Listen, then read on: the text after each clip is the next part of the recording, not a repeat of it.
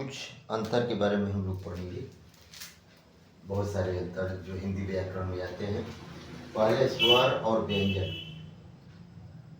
स्वर स्वतंत्र रूप से बिना किसी की सहायता से उच्चारित वर्ण स्वर कहलाता है। जैसे अ, आ, ई, इसी तरह आगे तक पूरे स्वर। व्यंजन स्वर की सहायता से उच्चारित वर्ण को व्यंजन कहते हैं। जैसे क प्लस अ, क हलंत है यानी क आधा है और प्लस अ जुड़ेगा तो क होगा। ख हलंत है, आधा है और अ जोड़ा जाएगा तो ख होगा। इससे पता चलता है कि स्वर के लिए कोई सहायता की आवश्यकता नहीं, लेकिन व्यंजन के लिए सहायता की आवश्यकता होती है। तब वो व्यंजन बिना स्वर के सहायता से नहीं पढ़ा जा सकता, नहीं लिखी जा सकती। अब हम लोग घोष और अघोष में अंतर देखेंगे। घोष किसे कहते हैं? वे वर्ण जो बोलने पर गूंज उत्पन्न हो, गूंज वाले वर्ण, उसको घोष कहते हैं। जैसे र, ख, ज, छ, ये घोष वर्ण कहलाते हैं जिससे गूंज पैदा हो। अघोष जिससे श्वास वाले वर्ण होते हैं, जिससे सांस ली जाए। क, ख, छ, छ। इससे पता चलता है कि घोष में गूंज वाले हों और अघोष बिना गूंज वाले यानी श्वास वाले होते हैं, उसको अघोष वर्ण कहते हैं। घोष वर्ण में गूंज वाले होते हैं, अघोष वर्ण में श्वास वाले होते हैं। शब्द और पद में अंतर देखेंगे। शब्द एक या अधिक वर्णों के अर्थपूर्ण समूह को शब्द कहेंगे। जैसे अ प्लस आधा ज प्लस अ प्लस य आधा य प्लस य अ ज य अजय, इसको शब्द कहेंगे। अर्थपूर्ण वर्णों को इसको शब्द बोलेंगे। पद वाक्य में प्रयुक्त पूर्ण शब्द समूह को पद कहते हैं। जैसे जल ही जीवन है, अजय, अमर इत्यादि ये शब्दों में गिने जाएंगे। और जल ही जीवन है, घर मेरा मंदिर है इत्यादि, यह जो है पद माना जाएगा। अब हम लोग देखते हैं सकर्मक और अकर्मक। स का मतलब होता है साथ वाला, अ का मतलब नहीं। तो सकर्मक जिसमें कर्म हो, कर्म वाला। अकर्मक जिसमें कर्म न हो। तो अब कर्म किसे कहते हैं, इसको गौर करेंगे। जैसे वह रोटी खाती है, तो क्या खाती है, क्या क्रिया के साथ क्या लगा देने के बाद कर्म आ जाता है।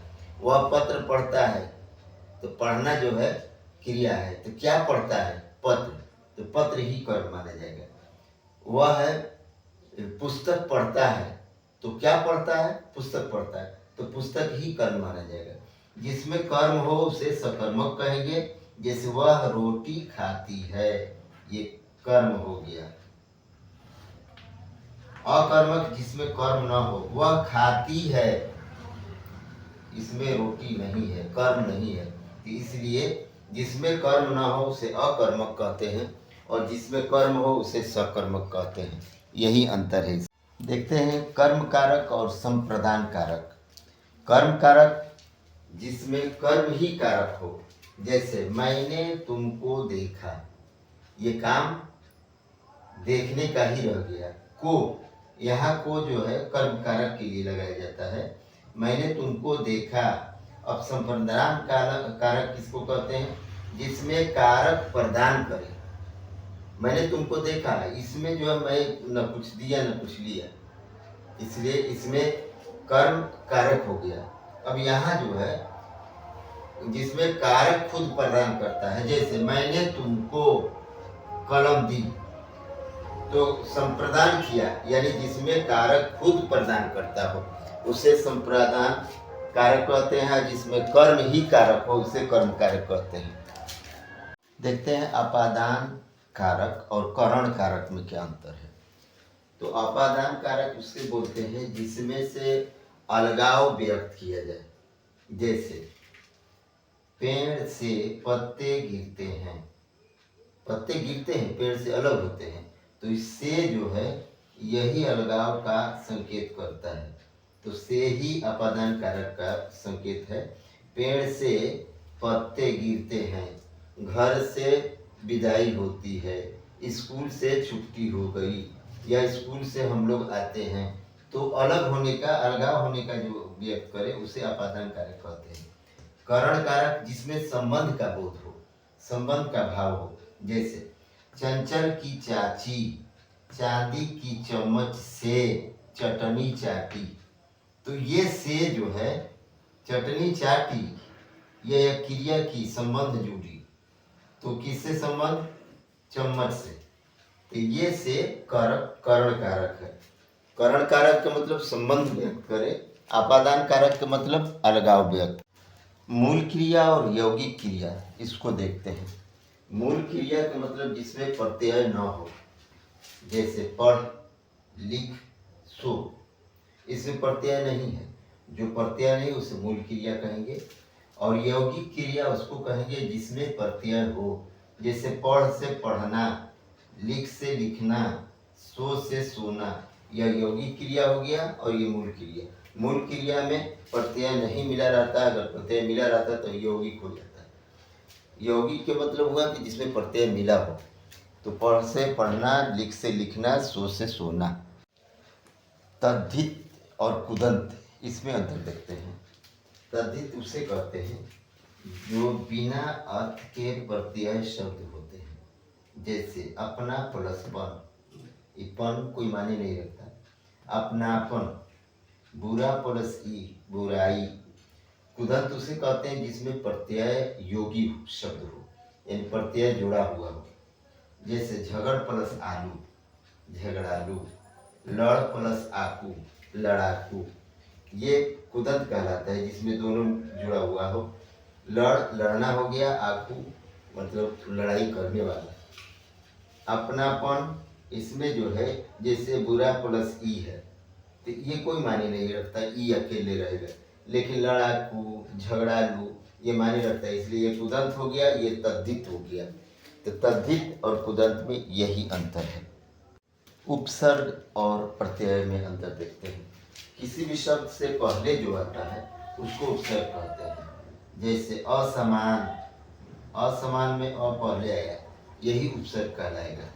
अपमान, इसमें अप पहले आया, इसको उपसर्ग कहते हैं। पहले आने वाले को उपसर्ग कहते हैं।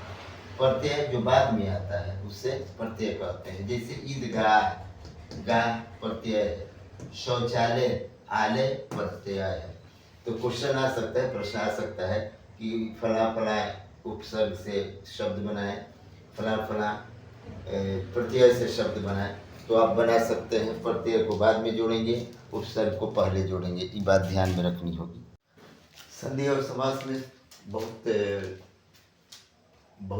अल्प मात्रा में, या ऐसा कहा जाए कि संक्षेप में अंतर दिखते हैं। संधि वर्णों या अक्षरों के मेल को कहते हैं। जैसे शौच प्लस आलय, शौचालय, ये संधि कहलाता है। समास पदों के मेल को कहते हैं, जैसे विद्या प्लस मंदिर, ये दोनों अलग अलग पद हैं। विद्या मंदिर, तो ये हो गया समास और ये संधि। संधि वर्णों के मेल, समास पदों के मेल को कहते हैं। अब देखते हैं कर्मधारय और बहुव्रीहि। कर्मधारय का मतलब हुआ जिसमें उपमा, उपमेय, विशेषण, विशेष से हो। उपमा मतलब चंद्र, किसी की उपमा दी जाए। उपमेय का मतलब मुखी, चंद्रमुखी, चंद्रमुखी।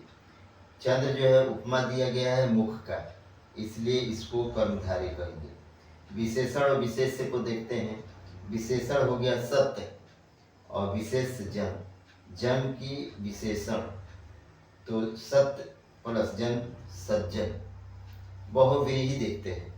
बहुव्रीहि मतलब समस्त पद अन्य पद की विशेष होती है। जैसे नील प्लस कंठ, नीलाकंठ। तो नीलाकंठ से तात्पर्य क्या है? शिव, शिव जी। नीलकंठ हुआ, जबकि ये दोनों अलग पद है, लेकिन इसका संकेत कहाँ जा रहा है? शिव जी के है, शिव जी के विशेष है। लंब प्लस उदर, लंबोदर, बड़ा पेट वाला। तो ये बड़ा पेट वाला अर्थ हुआ, लेकिन ये संकेत कहाँ जा रहा है? गणेश।